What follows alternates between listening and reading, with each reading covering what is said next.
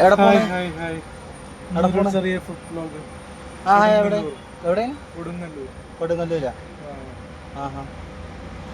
എവിടെയാണെന്ന് ഞാൻ പറയില്ല, കറക്റ്റ് സ്പോട്ടാന്ന് അറിയില്ല. ഒരു ഫുഡ് വ്ലോഗാണ് ഹോട്ടലിൽ. എന്തായാലും നമ്മൾ എപ്പോഴും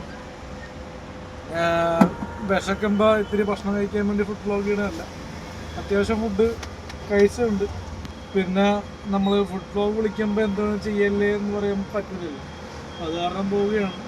ചില സമയത്ത് പണ്ട് നമുക്ക് ഒരുപാട് ബുദ്ധിമുട്ടുകളൊക്കെ ഇടയിലുണ്ട്.